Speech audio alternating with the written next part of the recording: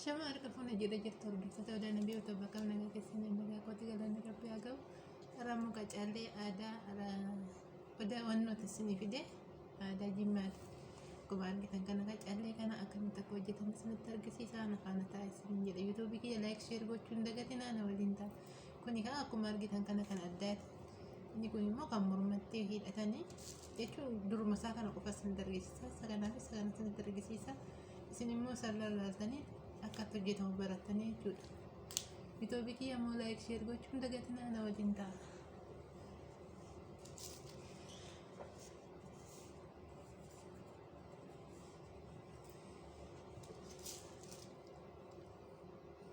Akkuma asirratti argitan kana kirrii kana qopheeffadheera limmoo wajjiniin dursa callee magariisa tokko fudhadha. Callee magariisa kana tokko kirrii kanarratti hanguduffaa jechuudha. Haala kana callee magariisa kanarratti haala kana hanguduffaa. Kanaan durarree callee odaa isinii hojjedhee jira. Aadaa jimmaa jechuudha. Odaadhaan isinii hojjedheera yoo asirratti. Sadii ammoo deebisee afur fudhadha. Dura kan guduffe tokko waan ta'eef ammoo sadii afurii saddeet walumatti jechuudha. Haala kana amma deebisee afurii akkuma argitan kana callee afurii isa sadeen kana dhiisee afuraffaa kana jala seessisaa jechuudha. Akkuma argitan kana kan sadii jechuun afuraffaa kana jala seenaa jechuudha. Haala kana asirratti akkatti jiru.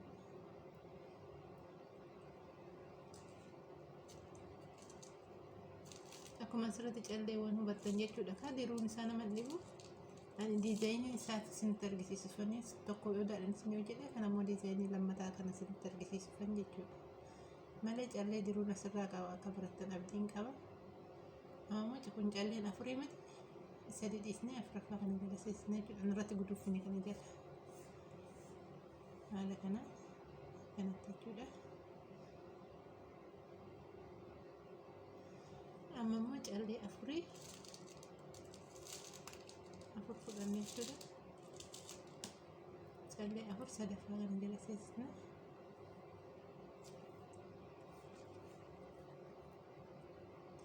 haala kana amma immoo callee sadii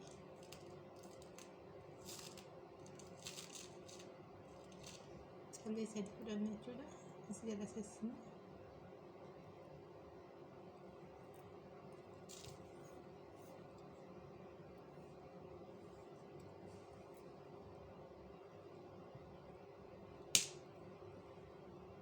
akkanatti jechuudha.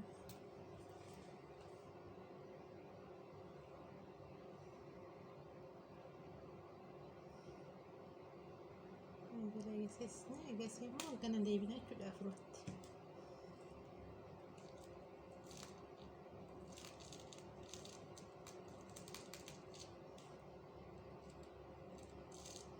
Amma immoo callee afurii sadaffaa kana jala seessisnee jechuudha. Sadaffaa amma kana jala seessisnee as jala waraabna jechuudha kirrii.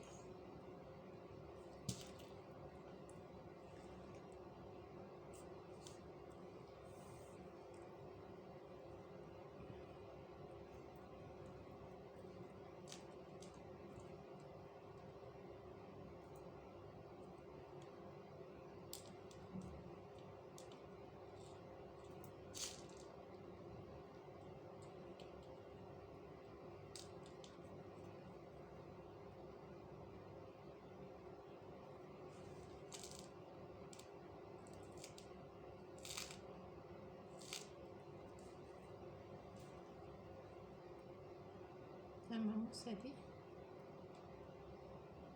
kana as jala seessisnee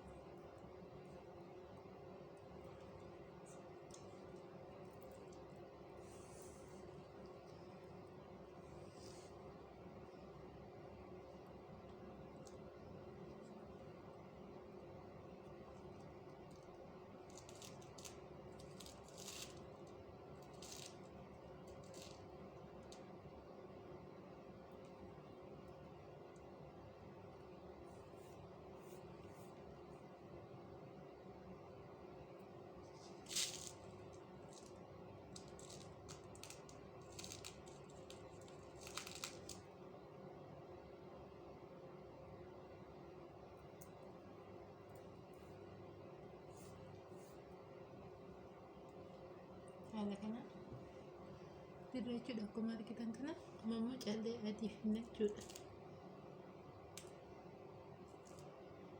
Callee adii afur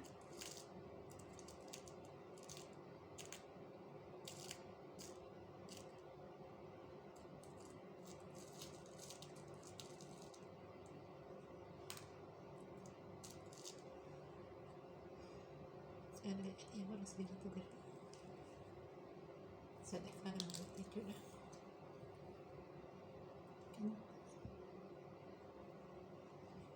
Deebisnee magariisa sadii fudhannaa.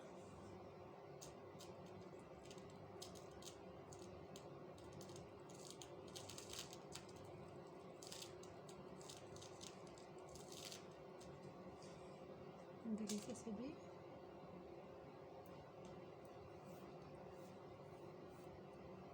Akkanarra yoo deebinu amma magariisa sadii afur.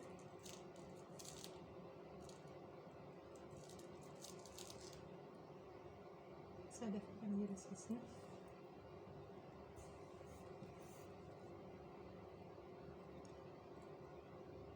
Haala kanaan ni jechuudha. Amma immoo magariisa adii sadii fudhanna jechuudha. Adii kanarra sadii.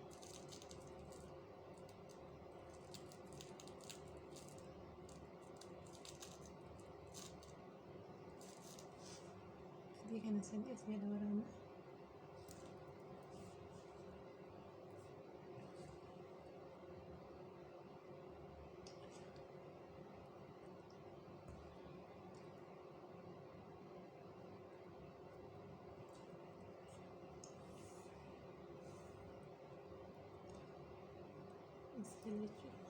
Deebisnee adii afur fudhanna.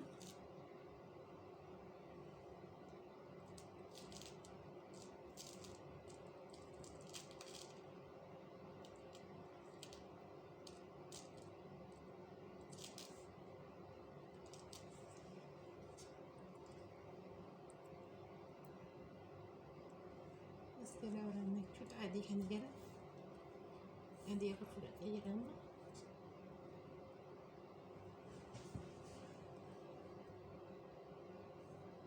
Akkanatti jechuudha. Deebisee immoo adii sadii.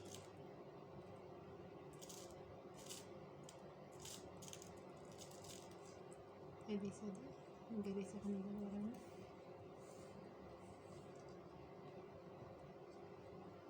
Amma akkanarra yoo deebi'u adiidha jechuudha. Adii afur fudhadha.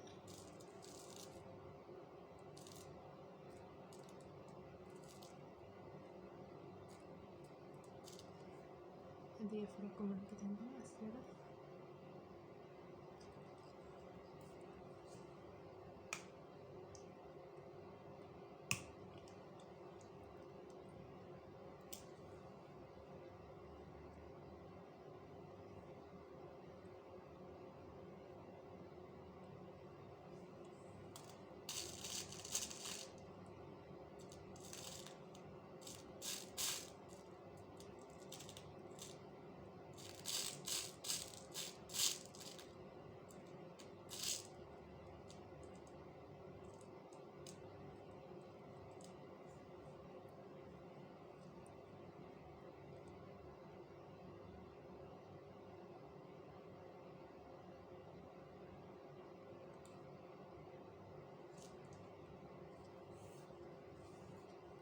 Adii sadii.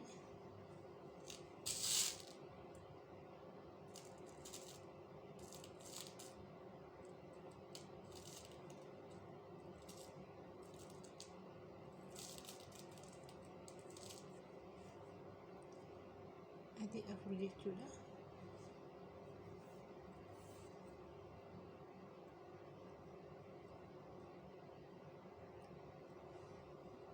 Amma adii sadii.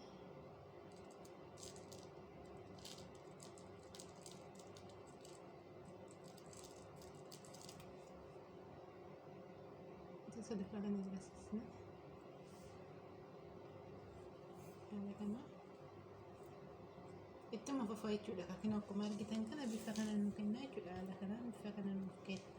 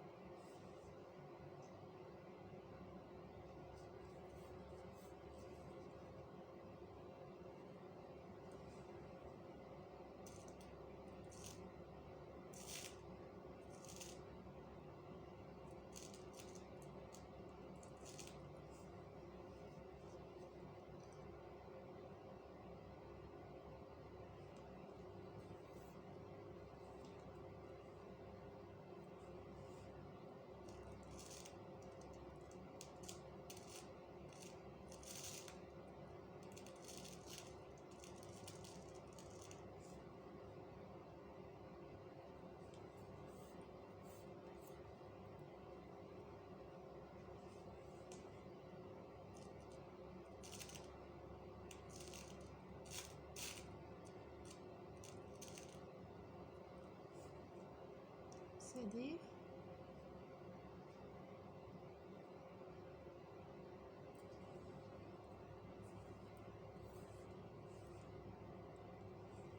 ammoo magariisa afur fudhanna. Magariisa afur jechuudha. Sadaffaa kana jala seensisna. Ammoo adii sadii fudhanna.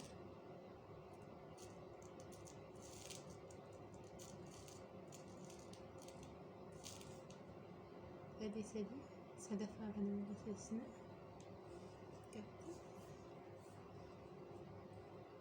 Eegasii adii afur fudhanna. Amma adiin isa xumuraati jechuudha. Afran kun isa xumuraati. Kanaan booda immoo magariisa jechuudha. Magariisa itti fufa kanaan booda. Adiin kun kan xumuraa isaati. Asirratti amma xumurree jechuudha. Akkatti amma xumuramee jira kan akka kanaatti. Amma magariisa fudhanna. Magariisa sadii. Magariisa sadii fudhadhee jala seensisa jechuudha. Sadaffaa kana jala afur fudhadhee garuu duratti hin deebisee sadaffaa jala seensisa.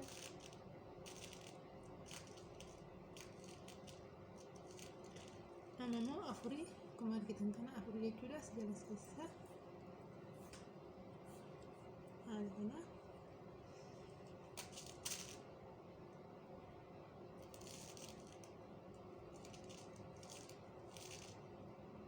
Amma immoo sadii sadaffaa kana jala seensisa jechuudha. Eegasii hagana deebi'a jechuudha. Amma immoo afur fudhadha. Akkuma argitan kana ka afurii callee afran kana sadaffaa kana jala seensisa.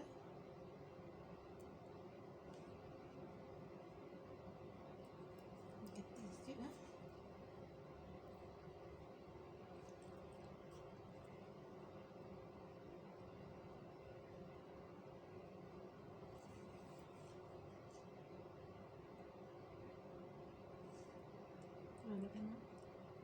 Ittuma fufaa jechuudha. Bifa kana haala kanaan bifa kanaan kenna jechuudha.